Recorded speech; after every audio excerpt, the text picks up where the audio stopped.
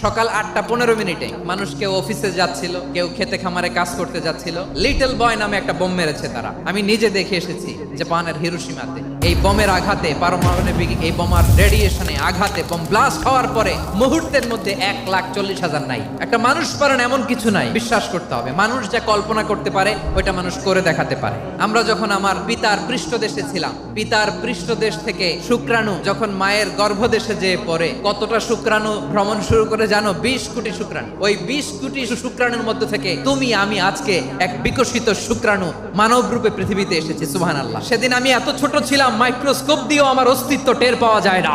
তারপরেও ওই প্রতিযোগিতায়, ওই কম্পিটিশনে যখন আমারে কেউ হারাতে পারে নাই, আল্লাহর জমিনেও আমারে কেউ হারাতে পারে না। হারার জন্য তোমার জন্মই হয় নাই, তুমি আসছোই জিতার জন্য। সুবহানাল্লাহ।